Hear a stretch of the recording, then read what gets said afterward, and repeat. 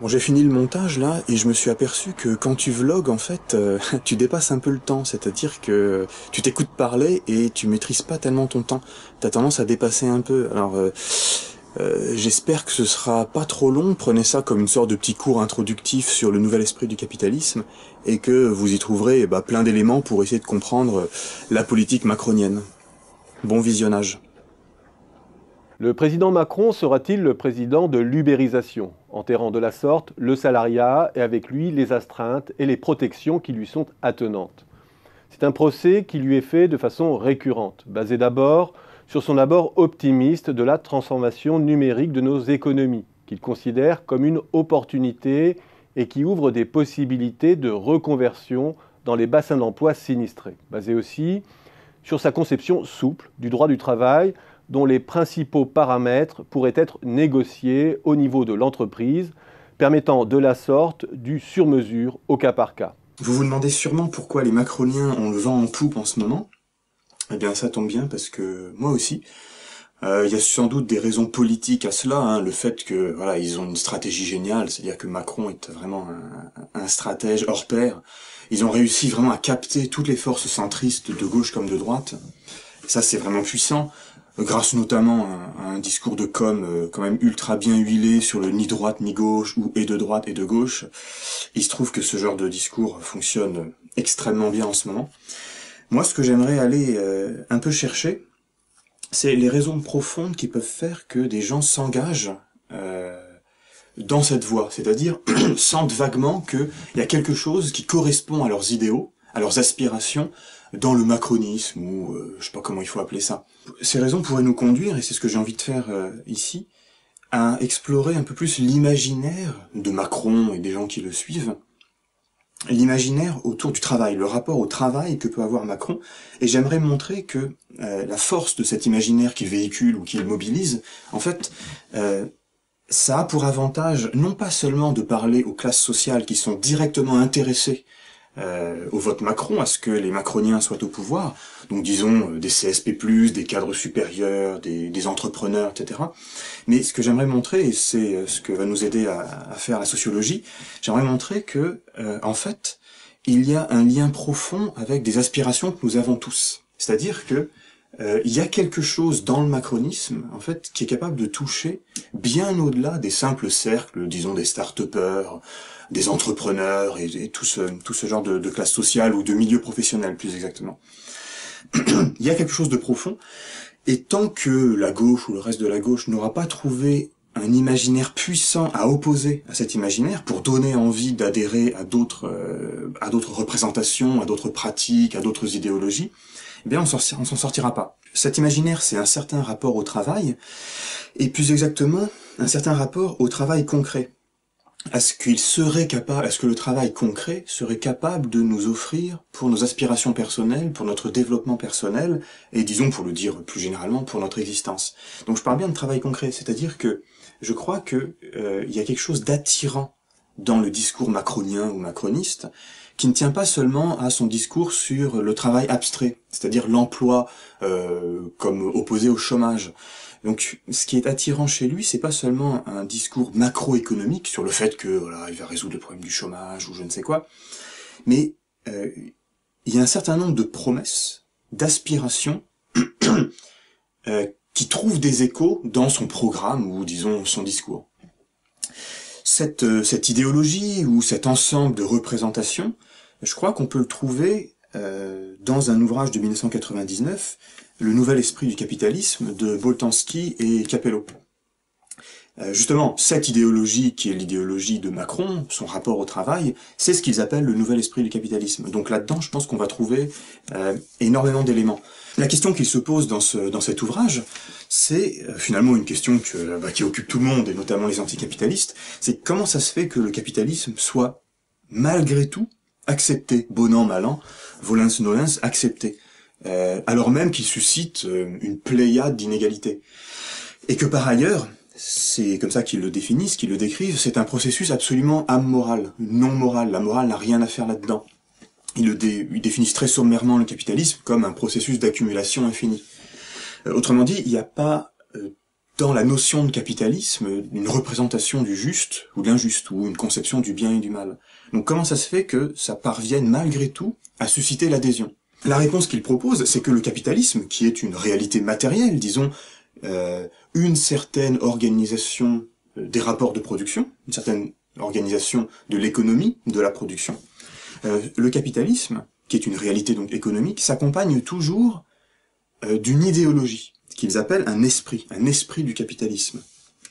Le titre, le nouvel esprit du capitalisme, c'est une référence en fait à un ouvrage bien plus ancien de Max Weber, qui s'appelait L'éthique protestante ou l'esprit du capitalisme. Justement, il voulait montrer comment le capitalisme trouvait un terrain idéologique ou un terreau de représentation favorable dans les pratiques et les conceptions du protestantisme. D'ailleurs, je vous conseille d'aller voir la vidéo de Politicon sur ce sujet, ce sera parfait. Il est plus particulièrement l'initiateur de la sociologie dite compréhensive. Changement de chat. Donc à chaque époque de son histoire, le capitalisme se double d'un esprit, d'une idéologie ou d'un ensemble de raisons que vont pouvoir convoquer les acteurs pour justifier leur conduite, ou pour, disons, justifier leur engagement dans le capitalisme. Et ce sont ces raisons d'agir, ces raisons de croire, qui vont faire que les gens adhèrent. Et si on demande aux gens, eh bien, non pas pourquoi vous acceptez explicitement le capitalisme, mais pourquoi vous agissez ainsi, pourquoi vous avez telle pratique qui est conforme au développement du capitalisme, eh bien, ils mobiliseront l'une de ces raisons. Cet esprit, à chaque époque de son histoire... J'ai piqué quelque part un tableau qui résume les 3 grandes étapes de l'esprit du capitalisme. Alors nous, ce qui va nous intéresser surtout, c'est le passage du 2e esprit au 3e esprit du capitalisme, le nouvel esprit du capitalisme. Puisque les critiques qui ont été légitimement adressées au 2e esprit et qui ont fait passer au 3e esprit se retrouvent dans la manière qu'a le macronisme de se rapporter au travail. Juste une indication de lecture, dans la colonne justification, il faut entendre par citer un certain régime de justification, un certain cadre, un certain paradigme dans lequel certaines choses valent et pas d'autres, certaines choses sont considérées comme justes et pas d'autres. C'est une notion fondamentale de la sociologie de Boltanski. Cet esprit, à chaque époque de son histoire, a pour fonction de fournir des réponses à 3 grands types de questions. Des questionnements sur la mobilisation personnelle des individus, et donc l'esprit du capitalisme va avoir pour fonction, ou en tout cas va remplir la fonction, d'offrir aux agents, aux acteurs, aux travailleurs, disons même, des raisons de se mobiliser personnellement, voire, on va le voir justement avec le macronisme, des raisons de susciter l'enthousiasme pour la tâche que l'on accomplit. Donc 3 grands types de questions, des questions de mobilisation individuelle, des questions de sécurité. Autrement dit, le capitalisme devrait fournir à chaque époque de son développement historique des réponses, des solutions à nos attentes de sécurité pour nous et notre famille. Et enfin, le capitalisme, ou son esprit, fournit des réponses ou des solutions à des questions qui concernent le bien commun. Autrement dit, l'esprit du capitalisme fournit toujours aux agents des raisons de considérer que ce qu'ils font, que leur activité individuelle, singulière, a pour résultante le bien commun. Autrement dit, ce que je fais personnellement, grâce à l'esprit du capitalisme, ou grâce à son idéologie, ce que je fais personnellement, je peux aussi l'envisager comme participant du bien commun. L'esprit du capitalisme va toujours fournir un certain nombre de réponses à ces 3 grands axes de demande des gens. Alors évidemment, c'est pas d'une grande originalité, l'idée de dire qu'il y a un esprit du capitalisme, que le capitalisme se double d'une idéologie, ça c'est quelque chose qui est défendu par beaucoup d'auteurs, chez Marx par exemple. Mais ce qui est intéressant dans cet ouvrage, c'est que ils vont montrer que la force de l'esprit du capitalisme est due à sa grande plasticité. Autrement dit, ce qui fait la force de l'esprit du capitalisme, et donc après du capitalisme, c'est en fait de résister à la critique, de résister aux objections qu'on lui fait, parce qu'il est capable d'absorber les critiques qu'on lui fait, voire même de se transformer en s'adaptant aux critiques que l'on fait du capitalisme. C'est ça le point essentiel de l'ouvrage. Et ce qu'ils essayent de montrer, c'est que à chaque époque de son développement,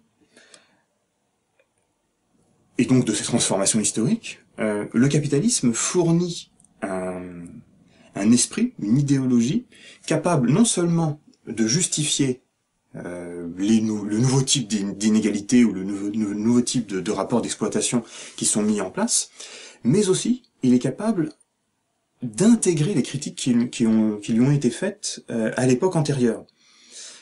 Autrement dit, on a affaire à une sorte de monstre plastique et guimauve capable, dans une certaine mesure, donc d'intégrer les critiques qui lui sont faites. C'est ce qui le rend effectivement extrêmement puissant. Et donc, ce qu'ils vont montrer, c'est que la critique du capitalisme constitue en fait le moteur de son esprit. C'est en intégrant les critiques qui lui sont faites que l'esprit du capitalisme franchit des étapes, se transforme. Et l'hypothèse que je fais, bon, c'est quelque chose d'assez banal, c'est que nous sommes en train d'entrer dans une nouvelle forme du capitalisme. Nous sommes en train, disons, depuis une vingtaine d'années, mais là, actuellement, il y a une accélération particulière avec ce que l'on appelle l'ubérisation.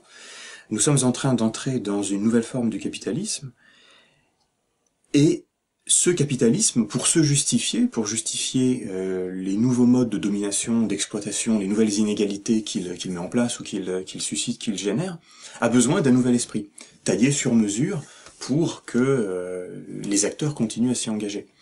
Et ce nouvel esprit du capitalisme, à mon avis, c'est Emmanuel Macron qui l'incarne parfaitement.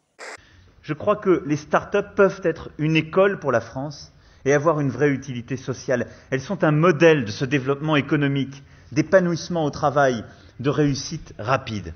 Donc évidemment, on demandera aux auteurs, mais comment on fait pour connaître l'esprit du capitalisme? À la rigueur, qu'on puisse fournir une description relativement objective du capitalisme, pourquoi pas? Parce que finalement, ce sont des transformations matérielles, ce sont des rapports de production qui changent, donc bon, on peut avoir une description de ça. Mais un dispositif, un appareil idéologique, un ensemble de représentations, comment est-ce qu'on fait pour les décrire? Bon, c'est justement là que intervient la sociologie, ou disons la science sociale en général, parce qu'elle propose évidemment des méthodes, une méthodologie pour ce faire. La méthodologie de Boltanski et Capello, c'est d'aller chercher l'esprit du capitalisme dans les ouvrages de management, c'est-à-dire dans les ouvrages qui donnent des conseils aux cadres, notamment, de gestion des équipes, d'encadrement, de gestion des ressources humaines, des ouvrages qui décrivent comment sont organisées les entreprises, ils décrivent les mécanismes des organisations, etc.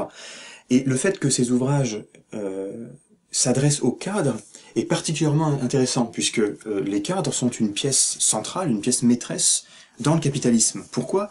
Parce qu'ils sont à mi-chemin entre le salariat, ce sont des salariés, et le patronat, puisqu'ils occupent des postes de direction, des postes d'encadrement.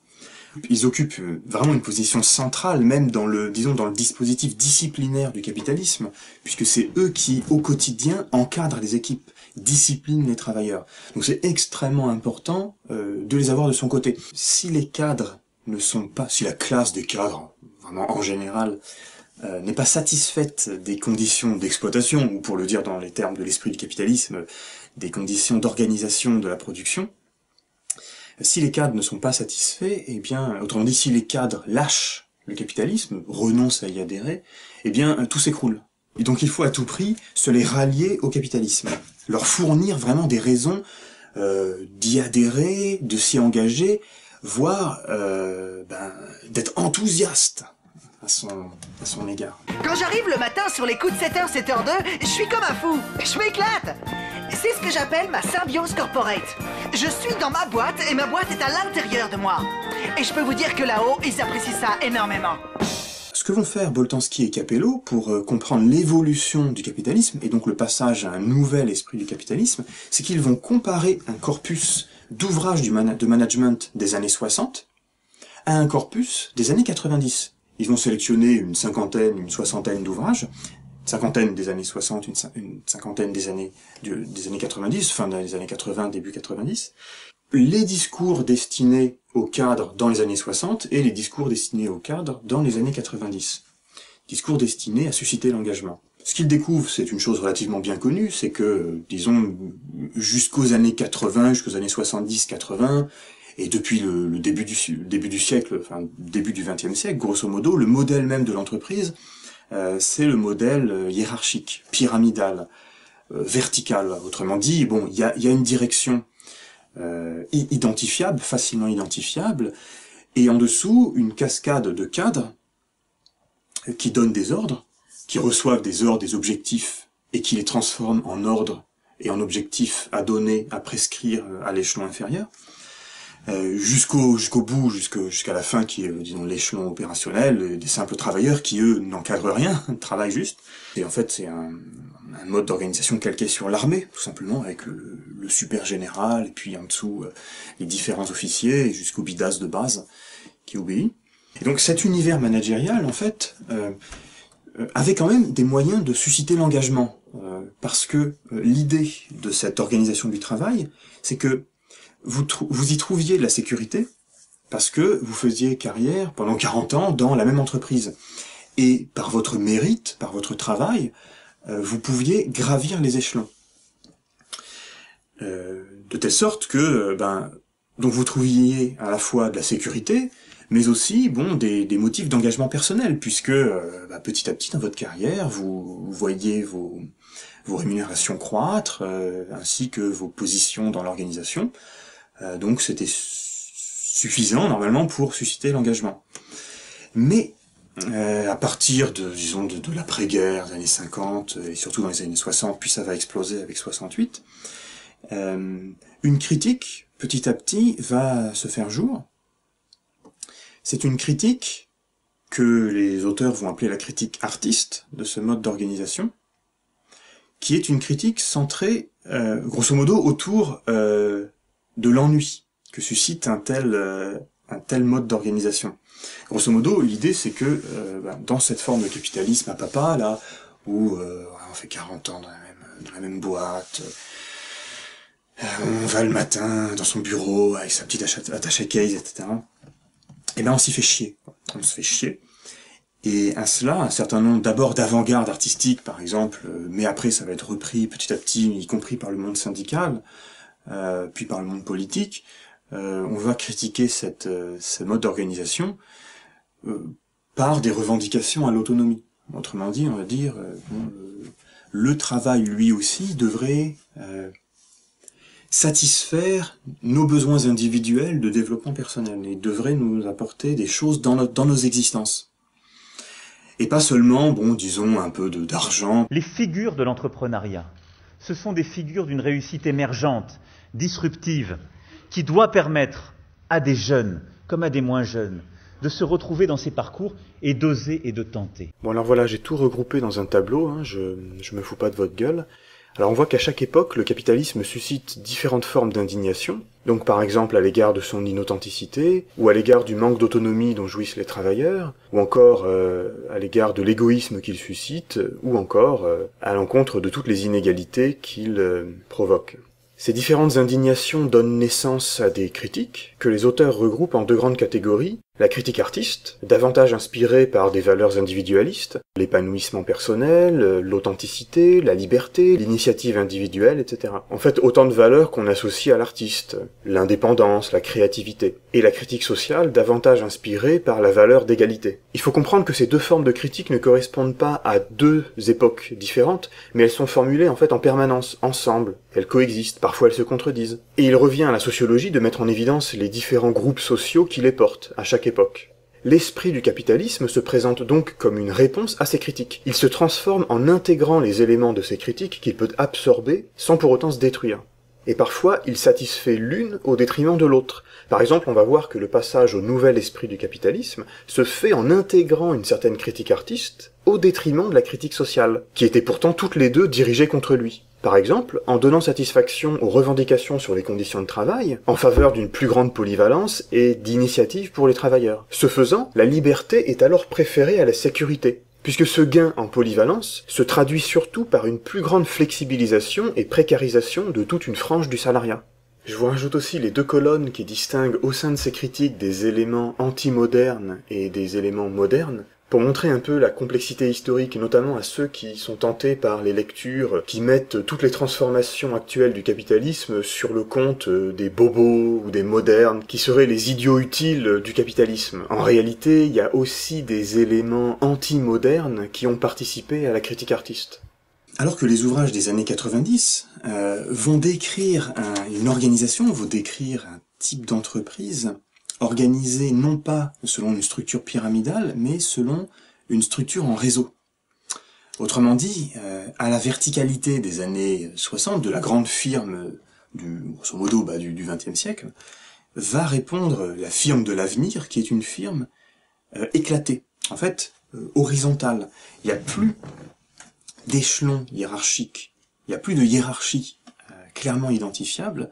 Ce qui va se passer, c'est que au lieu de s'organiser autour d'un ordre donné d'en haut, et qui petit à petit va être décliné en autant d'objectifs à satisfaire par les échelons inférieurs, la firme des années 90, ou en tout cas la firme idéale que décrivent les théoriciens du management dans les années 90, c'est en fait un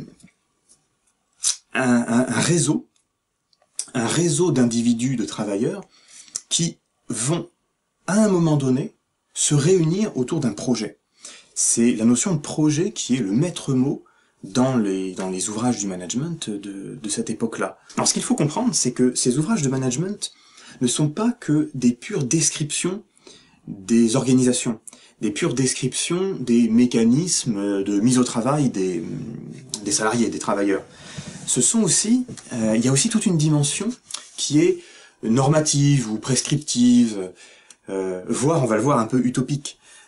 C'est-à-dire que le but aussi de tous ces ouvrages de management, c'est à susciter l'envie, voire l'enthousiasme, et de décrire donc pour cela ce que pourrait être une organisation idéale, une entreprise idéale. Et ça va être important parce que on va s'apercevoir que au moment où les ouvrages de management ont été écrits dans les années 90, la réalité qu'ils décrivent n'était pas encore tout à fait effective. C'est-à-dire qu'ils décrivent un certain mode d'organisation du travail qui n'en est qu'à ses balbutiements, voire en fait qui n'existe dans aucune entreprise.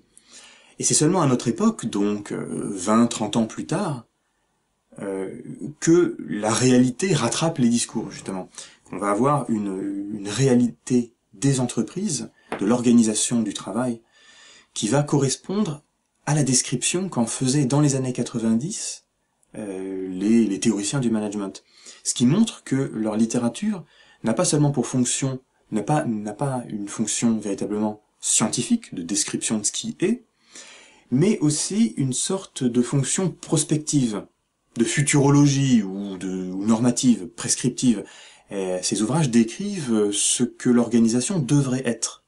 Et c'est justement là que c'est intéressant pour nos sociologues, c'est que dans la mesure où ces ouvrages ne s'occupent pas seulement de ce qui est, mais aussi décrivent ce que devraient être les choses, il y a une relation directe avec la critique qui est formulée à ces organisations. Autrement dit, les managers ou les théoriciens du management, dans leur littérature, vont récupérer les critiques qui leur sont faites, vont intégrer les critiques qui leur sont faites, pour montrer que on peut penser un mode d'organisation, un type d'entreprise,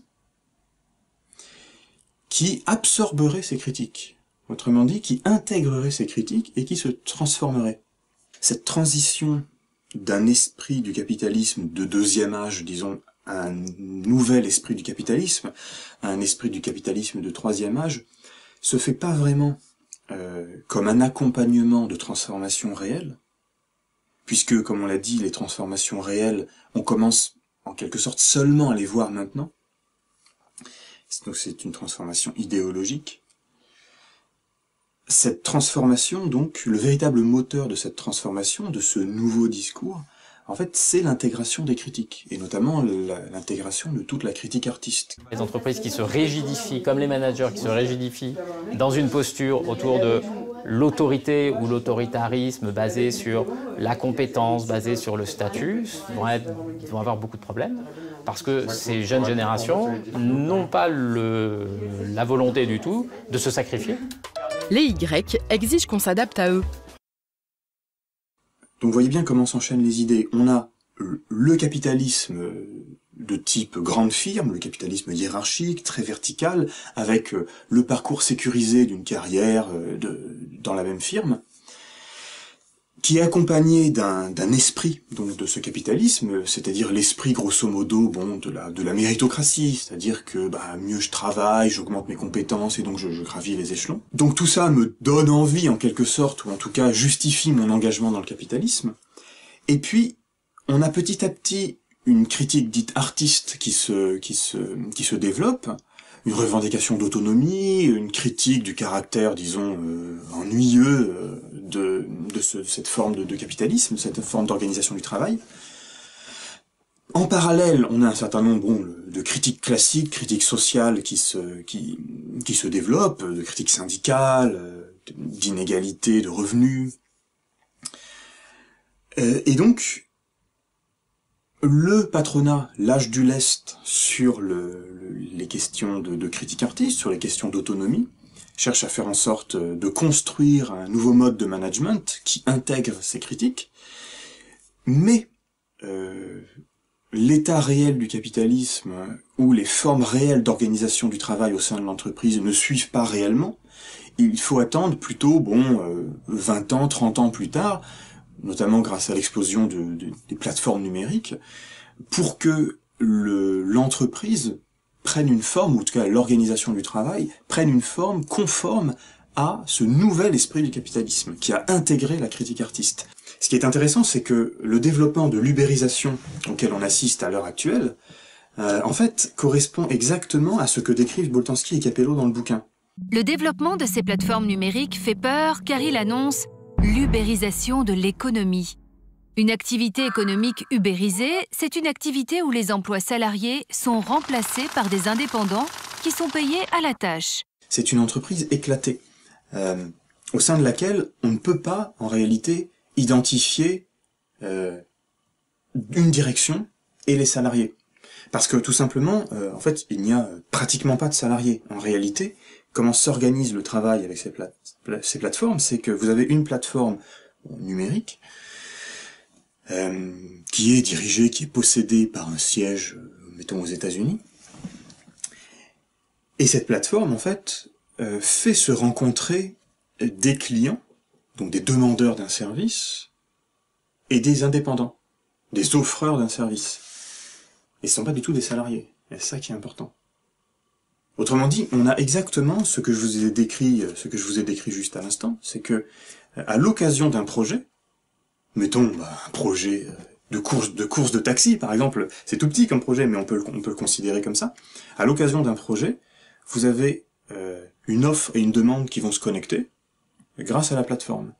Alors évidemment, la question qu'on a envie de poser, parce qu'on voit bien, tout ça a l'air très joli, et on comprend du coup pourquoi on est perméable au discours macronien, au discours En Marche, qui nous dit « ça va être génial, on va vraiment s'éclater ». Et donc c'est tout cela l'esprit start-up. C'est le courage de courir vers des plaines qui étaient jusqu'alors inexplorées, d'affronter des risques qu'on ne connaissait pas encore. C'est l'audace, d'y inviter avec soi des clients, des investisseurs, des financements.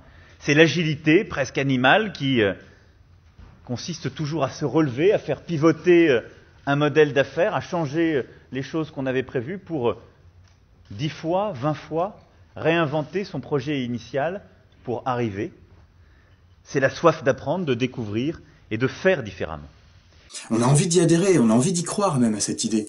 Et ça correspond donc à un certain nombre de nos aspirations. Mais la question qu'évidemment on a envie de poser, c'est, est-ce que dans la réalité c'est ça? C'est-à-dire que, est-ce que nos revendications d'autonomie sont réellement satisfaites? Excédé, fatigué, ce chauffeur est en colère contre la société Uber, son employeur. Chaque jour, il commence son service à 4 heures et le termine vers 20 heures. De longues journées qui sont désormais moins bien rémunérées.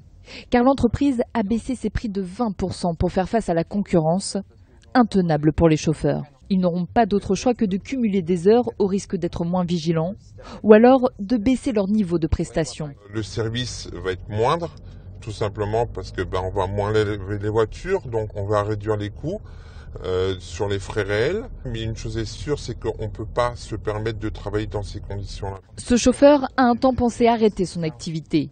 Mais avec sa voiture à finir de payer, il est obligé de continuer. Mais au-delà de cette question du salaire, ce que demandent les chauffeurs de VTC et de Uber en particulier, c'est un statut de salarié, alors qu'aujourd'hui ils sont employés comme indépendants, comme auto-entrepreneurs en France. Et ça, Uber le refuse catégoriquement parce que son modèle économique est construit sur le fait que ces chauffeurs soient des indépendants. Parce qu'évidemment, on comprend bien l'arnaque qu'il y a dans cette fausse indépendance. En réalité, je suis indépendant. En tant que chauffeur de taxi, je suis travailleur indépendant ou auto-entrepreneur, mais en fait je dépends tellement de la plateforme que je suis un quasi-salarié en termes de pouvoir, en termes d'obéissance, c'est-à-dire que en réalité j'organise pas du tout mon activité comme je l'entends. Je suis absolument dépendant de la plateforme. Donc non seulement ça, donc c'est-à-dire que la subordination salariale qui auparavant était de droit, reconnue par un contrat de travail et donc compensée par un certain nombre de droits sociaux, cette subordination de droit, en fait, elle a disparu parce qu'il n'y a pas de contrat de travail. Je passe un contrat commercial avec la plateforme qui donneuse d'ordre. Cette subordination de droit a disparu, mais en fait, non pas au profit d'une réelle indépendance, mais en fait au profit d'une subordination de fait. C'est-à-dire que je suis de fait dépendant de la plateforme. Autrement dit, non seulement je me retrouve dans une dépendance salariale, dans une dépendance qui est sinon plus forte, au moins aussi forte que la dépendance salariale du contrat de travail, mais en plus, je ne bénéficie pas des droits sociaux qui sont attachés à la condition salariale. Et non seulement donc tout cela, mais en plus, j'ai à supporter un certain nombre de coûts que l'entreprise en fait a externalisés sur moi. Quelle différence? À gauche, le salariat, un code du travail qui protège les salariés. À droite, le travail indépendant Made in Uber, une plateforme en ligne qui fixe les règles. Un contrat de travail avec une feuille de paie, un contrat commercial avec facture. Des cotisations qui financent la protection sociale, santé, retraite, chômage. Des cotisations sociales moins élevées et pas de droit au chômage. Même chose pour toutes ces espèces de plateformes de coworking, par exemple, ou collaboratives qui se donnent la forme start-up. En fait, on a des témoignages absolument ahurissants de gens, en fait, qui viennent travailler pour la start-up avec leur ordinateur personnel. C'est-à-dire que, en fait, on est des sortes de petits... L'idée, c'est qu'on est des sortes de petits entrepreneurs capitalistes. C'est-à-dire que c'est à moi, travailleur, en fait, d'acheter tout mon capital, c'est-à-dire mes outils de travail, mes moyens de production, et de les entretenir, mais je suis pas indépendant. C'est-à-dire que comme j'ai un donneur d'ordre unique, la plateforme ou telle start-up ou je sais pas quoi, en fait je suis absolument dépendant, donc je suis dans un état de subordination, dans un état quasi salarial, moins les avantages. Je suis dans un état de dépendance à l'égard de cette plateforme, mais en plus elle a externalisé sur moi le coût d'entretien du capital, par exemple.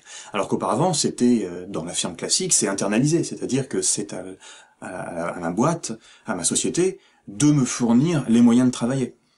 Et l'idée, c'est de dire que le donneur d'ordre, c'est le client. Donc, autrement dit, un des changements majeurs de cette affaire-là, outre le fait donc il n'y a plus de salariés, mais essentiellement des indépendants qui travaillent pour la plateforme, un des changements majeurs, c'est que vous avez un mal fou à identifier d'où vient l'ordre. Autrement dit, qui a le pouvoir. Auparavant, dans la firme des années 60, donc, le pouvoir, c'était celui de la direction. Donc, si vous aviez un problème, si vous estimiez qu'un objectif était absurde ou qu'un ordre était injuste, eh bien, vous alliez voir la direction ou le cadre supérieur, et vous disiez, bon voilà, il y a un problème. Mais là, en fait, vous allez voir qui, si vous avez un problème. Ça rend extrêmement difficile la mobilisation sociale au sein de l'entreprise. Parce que c'est extrêmement difficile de se mobiliser contre un pouvoir qui n'est plus, en tout cas qui ne se présente plus comme centralisé et identifiable, localisable, mais comme éparses, éclatées dans l'ensemble des clients, au gré des projets qui sont proposés. On pourrait vraiment définir l'ubérisation de l'économie comme le devenir réel, la transposition dans la réalité de ce nouvel esprit du capitalisme qui était décrit dans la littérature de management des années 90. Et donc, vous voyez que la difficulté, évidemment, c'est de continuer à maintenir une critique artiste de cette forme du capitalisme, sans que cette critique artiste, en fait, soit utilisée comme un moteur pour le nouvel esprit du capitalisme, pour se faire accepter, pour faire en sorte que les acteurs adhèrent à ces nouveaux moyens d'exploitation. Sur ces points, je dois dire que les solutions que propose, c'est pas seulement une description, il y a aussi des tentatives de solutions politiques, en tout cas une indication d'un certain nombre de propositions. Donc Boltanski et Capello, là-dedans, c'est pas super satisfaisant. Grosso modo, leur réponse, c'est de trouver des nouvelles formes de synthèse entre la critique sociale et la critique artiste.